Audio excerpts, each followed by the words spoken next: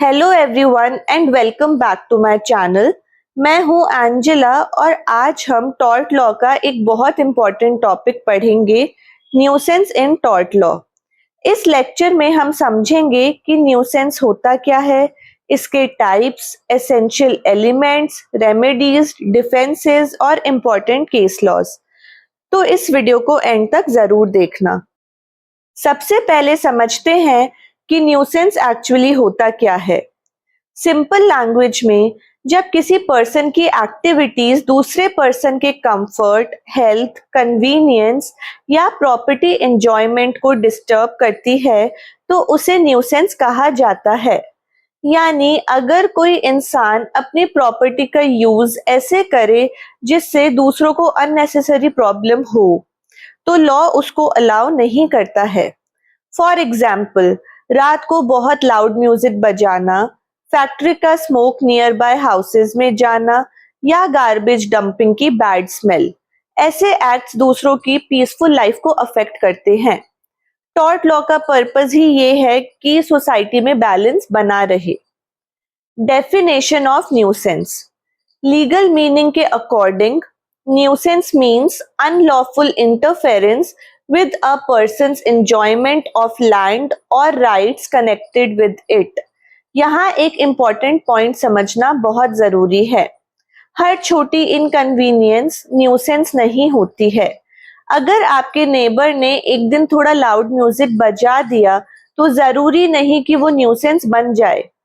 Court generally तब interfere करता है जब एक्ट कंटिन्यूअस हो, अनरीजनेबल हो और हार्मफुल या अनोइंग हो, यानी इंटरफेरेंस सब्सटैंशियल होना चाहिए। Essential elements of nuisance. Nuisance prove करने के लिए कुछ इंपॉर्टेंट एलिमेंट्स होने चाहिए। First, unlawful interference. डिफेंडेंट का एक्ट किसी लीगल राइट को इंटरफेयर करना चाहिए। Second, interference with enjoyment. Disturbance comfort, health, safety, convenience या प्रॉपर्टी यूज में होनी चाहिए। थर्ड, डैमेज और हार्म। प्लेंटिफ को एक्चुअल हार्म होना चाहिए, जैसे physical damage, mental discomfort, health problems या property damage. Fourth, unreasonableness. Act ordinary standards के अकॉर्डिंग अनरीजनेबल होना चाहिए। Law normal daily life inconveniences को न्यूसेंस नहीं मानता है। Types of nuisance. Nuisance mainly दो टाइप के होते हैं, पब्लिक न्यूसेंस और प्राइवेट न्यूसेंस। अब हम दोनों को डिटेल में समझेंगे।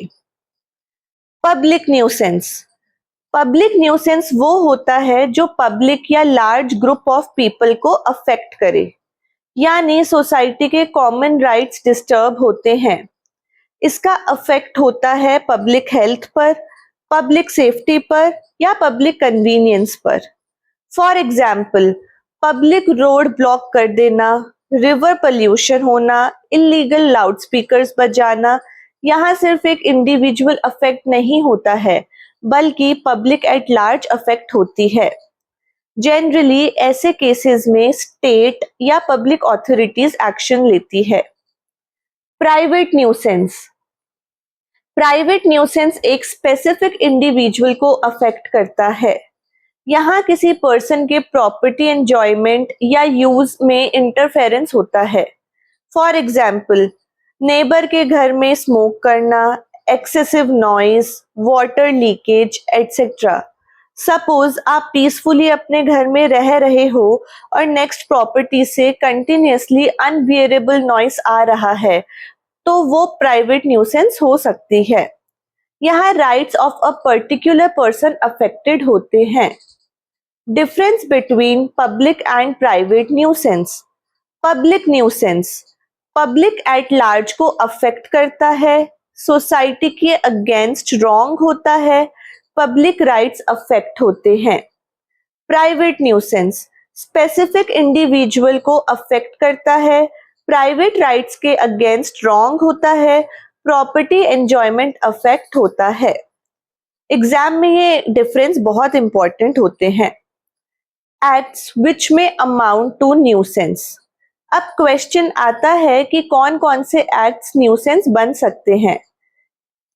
Common examples are loud noise, smoke, pollution, bad smell, vibrations, water leakage, hazardous activities, illegal construction। आज के मॉडर्न सिटीज में न्यूसेंस केसेस काफी कॉमन हो गए हैं ड्यू टू इंडस्ट्रियलाइजेशन और population growth. Factors considered bye courts. Court directly हर complaint को nuisance नहीं मानता है। कोर्ट कुछ इंपॉर्टेंट फैक्टर्स कंसिडर करता है। फर्स्ट, लोकेलिटी, यानी रेसिडेंशियल एरिया में लाउड फैक्ट्री न्यूसेंस हो सकती है, लेकिन इंडस्ट्रियल एरिया में सेम एक्टिविटी नॉर्मल हो सकती है। Second, duration, temporary inconvenience usually nuisance नहीं होती है। थर्ड, इंटेंसिटी, इंटरफेरेंस कितना सीरियस है ये इंपॉर्टेंट होता है। Fourth, sensitivity, law ordinary discomfort देखता है, एक्सेसिव सेंसिटिविटी नहीं। अगर कोई पर्सन अनयूजुअली सेंसिटिव है तो हर छोटी चीज न्यूसेंस नहीं बन जाएगी। रेमेडीज फॉर न्यूसेंस, अगर किसी पर्सन को न्यूसेंस से हार्म होता है तो उसके पास कुछ लीगल रेमेडीज अवेलेबल होती है। First, damages, court monetary compensation दे सकता है। सेकंड, इंजंक्शन, यानी कोर्ट ऑर्डर पास करता है रॉन्गफुल एक्ट को स्टॉप करने के लिए। थर्ड, अबेटमेंट, अफेक्टेड पर्सन खुद लॉफुल मैनर में न्यूसेंस रिमूव कर सकता है, लेकिन अबेटमेंट केयरफुली और लीगली होना चाहिए। डिफेंसेस टू न्यूसेंस, अब देखते हैं डिफेंडेंट कौन कौन सी डिफेंसेस ले सकता है। फर्स्ट, प्रेस्क्रिप्शन, अगर एक्टिविटी ओपनली और पीसफुली बहुत सालों से चली आ रही हो। सेकंड, स्टैट्यूटरी अथॉरिटी, अगर एक्ट लॉ के अथॉरिटी में किया गया हो। थर्ड, कंसेंट ऑफ प्लेंटिफ, अगर प्लेंटिफ ने खुद परमिशन दी हो। फोर्थ, एक्ट ऑफ स्ट्रेंजर, अगर न्यूसेंस किसी थर्ड पार्टी की वजह से हुआ हो। अब इंपॉर्टेंट केस लॉज देखते हैं। रायलैंड्स वर्सेस फ्लेचर, इस केस में डेंजरस थिंग्स एस्केप होने की लाइबिलिटी का प्रिंसिपल दिया गया था। ये टॉर्ट लॉ का लैंडमार्क केस है।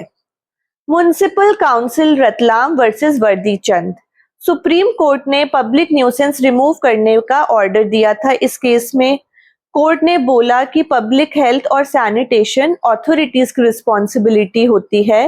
ये केस पब्लिक न्यूसेंस का बहुत इंपॉर्टेंट केस है। टू कंक्लूड, आज हमने पढ़ा कि न्यूसेंस लॉ का पर्पस है लोगों को अनरीजनेबल इंटरफेरेंस से प्रोटेक्ट करना, चाहे वो प्रॉपर्टी हो, कंफर्ट हो, हेल्थ हो या पीसफुल एंजॉयमेंट ऑफ लाइफ हो। लॉ इंडिविजुअल राइट्स और कम्युनिटी इंटरेस्ट के बीच में बैलेंस मेंटेन करता है, और इसी कॉन्सेप्ट को एक फेमस लाइन परफेक्टली एक्सप्लेन करती है। Use your property in such a manner that it does not harm others. अगर आपको ये लेक्चर हेल्पफुल लगी हो तो लाइक, शेयर और सब्सक्राइब जरूर करना, और कमेंट में बताना नेक्स्ट वीडियो आपको कौन से लॉ टॉपिक पर चाहिए। Thank you for watching.